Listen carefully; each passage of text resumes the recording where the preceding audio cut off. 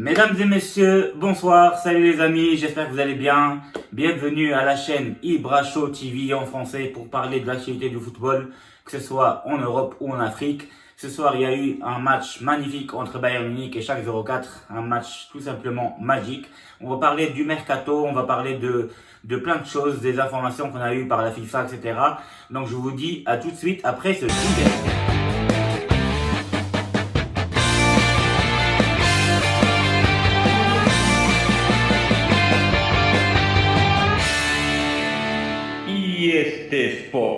Voilà, donc tout d'abord, on va parler du match de Bayern Munich contre le Schalke 04. Le match a fini par 8-0. Et oui, bien, ce que vous entendez, c'est 8-0 de Bayern Munich. Un triplé de Gnabry, un but de Lewandowski, un but de Müller qui est un chef-d'œuvre parce que Lewandowski lui sert avec un coup de foulard et après une reprise de Müller. Il n'y a que des beaux buts pratiquement et surtout 8-0. Après l'humiliation qu'on a vue de Barcelone en Ligue des Champions contre Bayern Munich et la défaite de Barça 8-2, bah là, le Bayern inflige à tout le monde pratiquement des scores énormes. Et là, en première journée de la Bundesliga, contre qui? Contre Schalke 01, Schalke 04, pardon, qui n'est pas une équipe qui est du bas de tableau en général, d'une manière générale de la Bundesliga. C'est une équipe qui est toujours qui joue dans les quatre premiers par exemple du tableau, et elle lui inflige quand même 8-0, et oui, avec Leroy Sané qui a fait un match excellent. Pour débriefer ce match-là, Leroy Sané qui a été ramené cette année-là, il a fait un excellent match avec Gnabry bien sûr, avec son triplé, et Lewandowski avec 2 passes décisives et un but sur penalty. Mais la passe qui est vraiment, franchement, qui est très très jolie, c'est le coup de foulard que Müller a mis en une volée. Franchement, Bayern Munich qui bat 8-0 Schalke 04, ça donne tout simplement envie de ne pas jouer contre Bayern en ce moment. C'est de la folie. Ils gagnent tout le monde. Ils gagnent, je sais pas, Lyon, ils l'ont battu 3-0 facilement. Barça 8-2. PSG en finale 1-0. Ils auraient pu faire plus, mais comme c'était une finale, donc ça joue sur des détails. Mais franchement, ils sont imbattables. Voilà, donc sur la Ligue des Champions, ils ont gagné tous leurs matchs, si je me rappelle bien. Et là, donc cette année-là, ils sont imbattables. Et je pense leur adversaire, donc en Bundesliga, ils vont avoir tous peur et ils vont jouer soit pour l'abattre cette équipe-là, ou tout simplement avec tout simplement de la peur.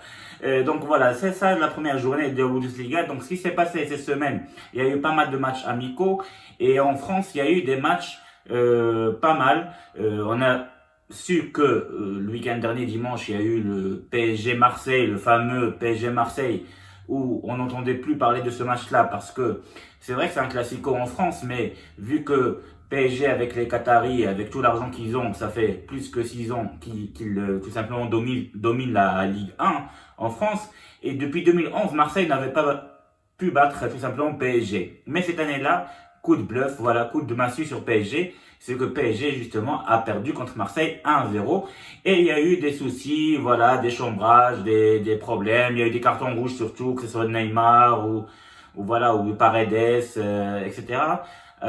Donc il y a eu des soucis, on va dire, en fait c'est du foot, on peut chambrer comme Payet l'a chambré sur le Twitter, etc.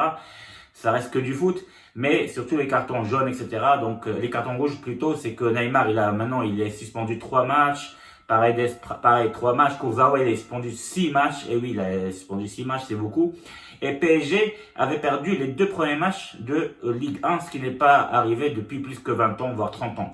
Mais ils ont réussi à gagner enfin le 3e match, même en jouant à 9, parce que Bernat il était blessé, il s'est blessé à un moment donné, et il y avait encore un carton rouge.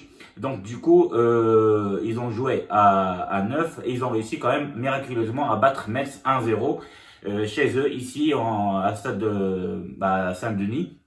Donc bravo à PSG qui a réussi enfin à gagner ces 3 points. Sinon, Marseille a eu un derby, on va dire, contre Saint-Etienne. Voilà, derby du Sud, et ils ont perdu chez eux 2-0.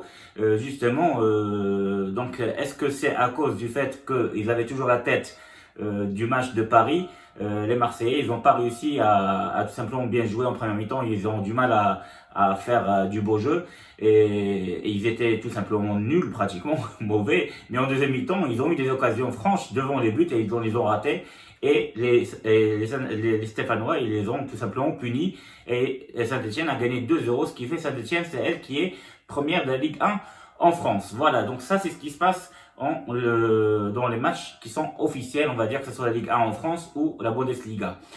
Sinon, il y a eu des matchs amicaux comme celui de Barcelone contre Girona où il y a eu 3-1 avec la frappe splendide de Messi avec son pied droit. Et oui, il y en a plein qui disent Messi n'a pas de pied droit, etc., etc. Mais là, on a vu qu'il a réussi à marquer quand même un but de loin, avec une frappe splendide de pied droit quand même. Il avait l'habitude de jouer avec les deux pieds, c'est normal parce que quand il dribble, c'est un pur gaucher qui joue avec son pied gauche, mais quand il dribble, il joue avec les deux pieds. Et des fois, il finit toujours les occasions pour marquer aussi avec des petits logs, des petites bichenettes avec le pied droit. Mais là, une frappe de loin, on s'attendait pas, mais franchement, il a un super pied droit, franchement, bravo à ce monsieur tout simplement qui est un phénoménal, on le sait très bien, c'est un génie. Voilà, donc. Voilà, sinon, ce qui concerne les mercatos, pour ceux qui ne le savent pas, c'est que enfin, Gareth Bale, ça y est, c'est fini, il a signé pour Tottenham, il va partir à Tottenham, il n'est plus à Madrid, il est parti pour voilà, Tottenham, parce que Mourinho le voulait depuis très longtemps, et comme il voulait changer un petit peu, parce que à Madrid, tout simplement, il n'était pas titulaire, il n'était pas désiré par Zidane, tout simplement, du coup il voulait changer. Et il a eu une bonne opportunité d'aller à Tottenham où Mourinho essaie de composer une équipe, une belle équipe pour pouvoir faire quelque chose en Angleterre cette année-là, pourquoi pas, on sait jamais, voilà. Donc il y a eu ça. On sait très bien que Everton, ils ont pris aussi James Rodriguez.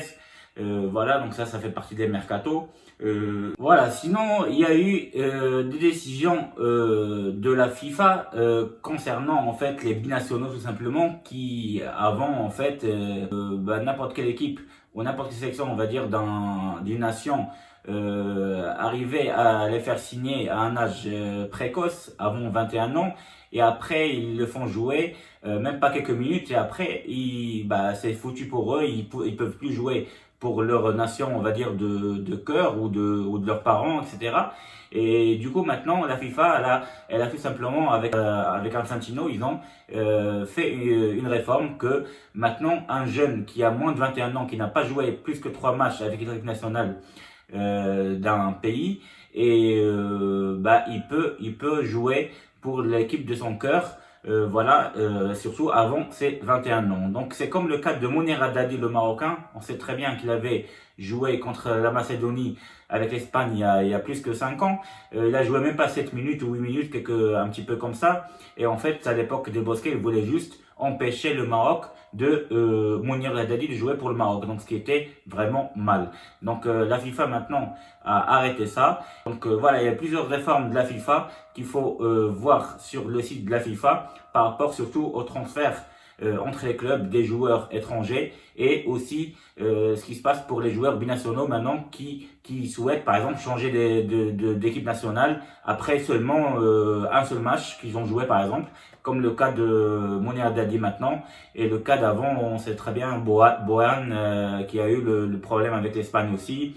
Et il y a plein de joueurs qui se font avoir comme ça. Et comme le cas de Benzema maintenant, c'est trop tard parce qu'il n'a pas 21 ans. Mais si Benzema, avant le 21 ans, il a eu des soucis avec l'équipe de France, il aurait pu changer l'équipe nationale et jouer pour l'Algérie, par exemple.